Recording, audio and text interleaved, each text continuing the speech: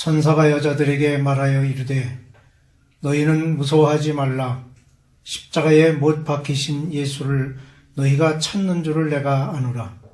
그가 여기 계시지 않고 그가 말씀하시던 대로 살아나셨느니라. 와서 그가 누우셨던 곳을 보라. 또 빨리 가서 그의 제자들에게 이르되 그가 죽은 자 가운데서 살아나셨고 너희보다 먼저 갈릴리로 가시나니 거기서 너희가 배우리라 하라. 보라, 내가 너희에게 일렀느니라 하거늘 그 여자들이 무서움과 큰 기쁨으로 빨리 무덤을 떠나 제자들에게 알리려고 다름질할세. 예수께서 그들을 만나 이르시되 평안하냐 하시거늘 여자들이 나아가 그 발을 붙잡고 경배하니 이에 예수께서 이르시되 무서워하지 말라. 가서 내 형제들에게 갈릴리로 가라 하라. 거기서 나를 보리라 하시니라. 아멘.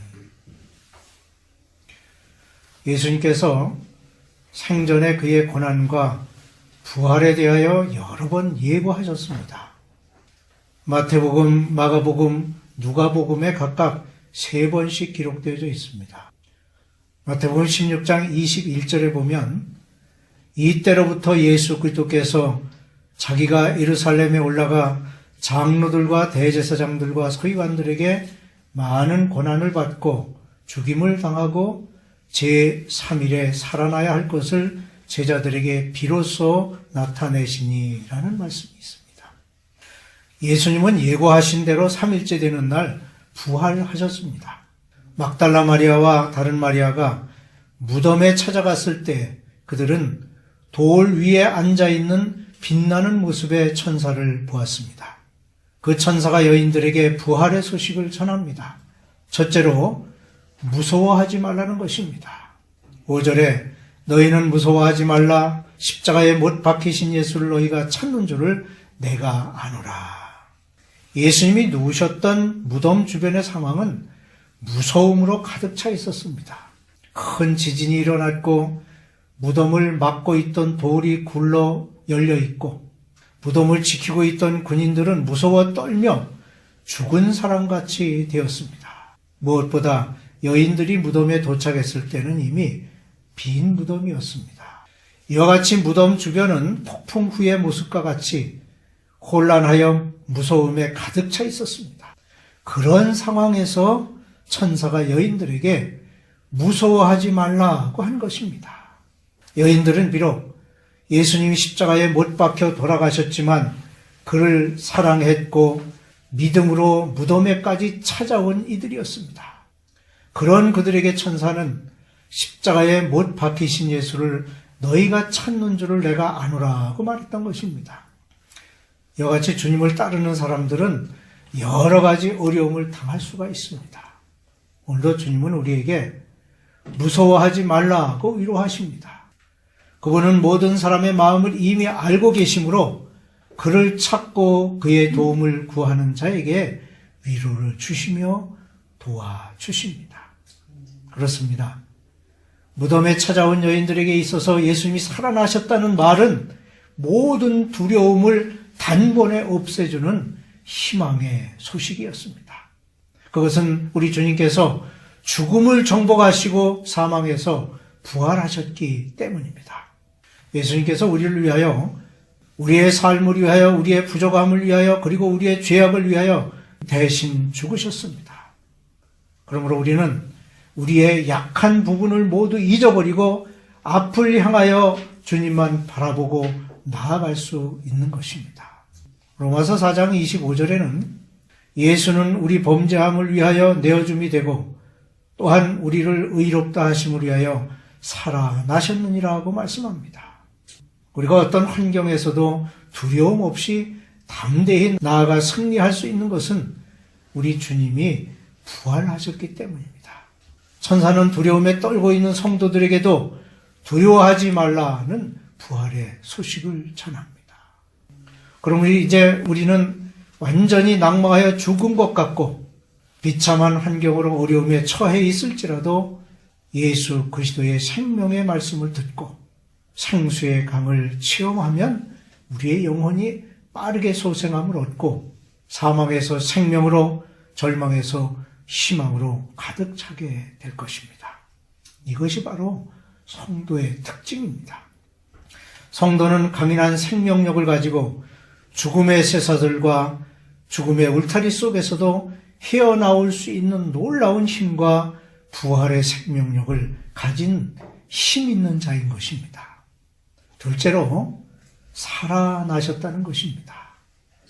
천사는 두려움에 빠진 여인들을 위로한 후에 그가 말씀하시던 대로 살아나셨느니라고 말합니다.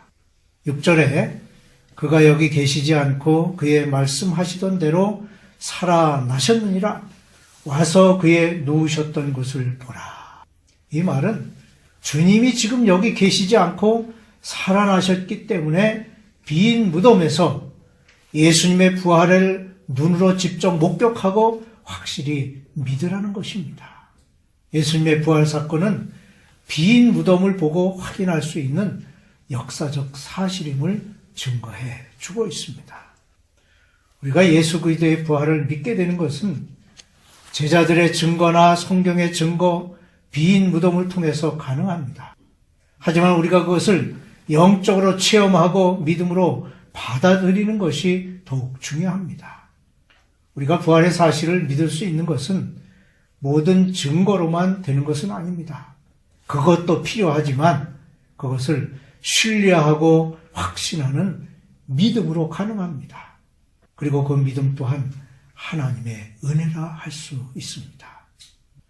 예수님의 부활을 경험한 여인들과 제자들은 큰 기쁨으로 충만하게 되었습니다.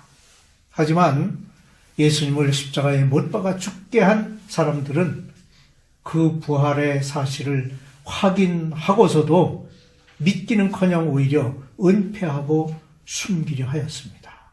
11절에서 13절에 보면 여자들이 갈 때 경비병 중 몇이 성에 들어가 모든 된 일을 대제사장들에게 알리니 그들이 장로들과 함께 모여 의논하고 군인들에게 돈을 많이 주며 이르되 너희는 말하기를 그의 제자들이 밤에 와서 우리가 잘 때에 그를 도둑질하여 갔다 하라는 말씀이 바로 이를 증명합니다. 예수님의 빈 무덤은 부활을 증거합니다. 그리고 예수님의 부활은 사망의 권세를 이기신 것을 의미합니다. 그러므로 예수님의 빈 무덤의 사실, 즉 부활에 대한 확신은 우리의 신앙의 기초가 되는 것이며 또한 신앙의 진보를 이룰 수 있는 믿음인 것입니다. 셋째로 빨리 가서 전하라는 것입니다. 7절에 또 빨리 가서 그의 제자들에게 이르되 그가 죽은 자 가운데서 살아나셨고 너희보다 먼저 갈릴리로 가시나니 거기서 너희가 배우리라 하라고 말씀합니다. 빨리 가서 소식을 전하라는 것은 놀라운 소식을 목격한 증인이 해야 할 당연한 일입니다. 그들은 무서움과 기쁨이 교차되는 심리 상태에서 아주 민첩한 행동을 하게 되었습니다. 부활의 소식은 역사상 가장 위대한 소식입니다. 그리스도께서 부활하셨습니다. 이제 우리도 살아계신 그분의 소식을 전해야 하겠습니다. 부활은 영생에 대한 약속을 성취하신 것입니다. 요한복음 4장 14절에는 내가 주는 물을 먹는 자는 영원히 목마르지 아니하리니 나의 주는 물은 그 속에서 영생하도록 솟아나는 샘물이 되리라는 말씀이 있습니다. 또 요한복음 6장 35절에는 예수께서 가라사대 내가 곧 생명의 떡이니 내게 오는 자는 결코 줄이지 아니할 터이요 나를 믿는 자는 영원히 목마르지 아니하리라. 그렇습니다. 예수님은 영원히 사는 것에 대한 소망을 우리에게 주셨습니다. 예수님의 약속은 예수님의 살과 피를 통하여 영원히 살 것이라는 약속입니다. 예수님은 그 약속을 성취하시려고 우리 대신 죽으셨습니다. 영원히 살기 위해서는 부활이 있어야 하고 예수님은 부활의 첫 열매가 되셨습니다. 예수님께서는 부활이 사실임을 보여주시기 위해 친히 제자들에게 나타나셨습니다. 부활하신 예수님께서는 부활하시기 전 40일 동안 이 땅에 계시면서 제자들에게 나타나셔서 그들을 위로하시고 격려하시며 또한 여러 가지 말로 가르치었습니다. 맨 처음에 막달라 마리아와 여인들에게 나타나셨고 베드로에게 보이셨으며 엠마오로 가는 두 제자에게 나타나셨습니다. 또한 다락방에 모인 10 제자에게 또 도마를 포함한 11 제자에게도 나타나 보이셨습니다. 그리고 마지막으로 감람산 위에서 수많은 사람들이 지켜보는 가운데 승천하셨습니다. 이와 같이 부활은 비밀리에 어느 한 장소에서 이루어진 일이 아니라 많은 사람들에게 증거된 명백한 사건이었습니다. 그러므로 여러분 또한 부활 신앙 가운데 굳건히 서게 되시기를 주님의 이름으로 축원합니다.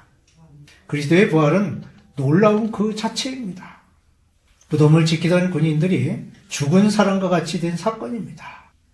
빌라도가 인봉한 무덤이요 로마 군인들이 지킨 무덤입니다.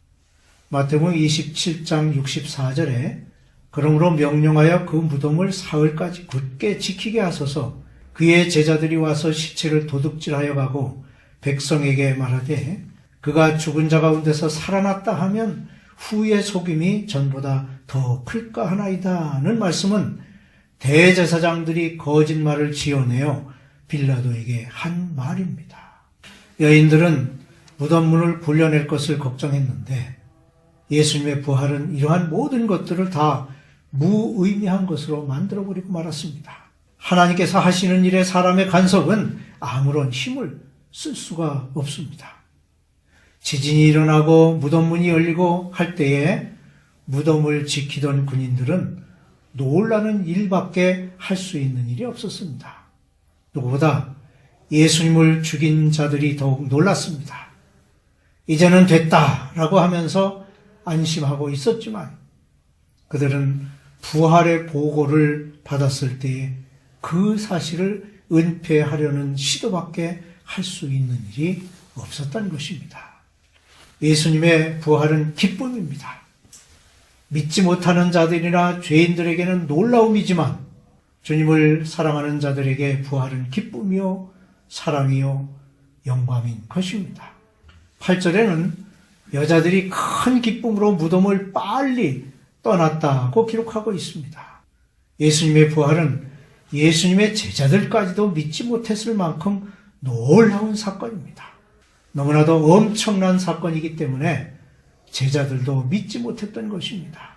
그래서 예수님은 의심하는 제자들 앞에 여러 번 나타나셨고 직접 떡과 생선을 잡수시는 현장 실습을 하기도 하셨습니다. 부활의 장면을 목격한 여인들은 평안함과 위로를 받았습니다. 부활하신 예수님을 직접 뵙게 되었고 예수님께서 그를 만나 평안하냐 하시며 그들에게 평안과 기쁨을 주었습니다. 우리 주님은 부활을 소망하는 모든 이들에게 천사를 통하여 지금도 말씀하고 계십니다. 무서워하지 말라. 와서 그의 누우셨던 곳을 보라. 빨리 가서 전하라. 오늘 말씀은 부활의 확실성을 말씀하고 있습니다. 말씀을 통하여 예수님의 부활을 믿고 이를 많은 사람에게 알리는 부활의 증인으로 살아야 하겠습니다.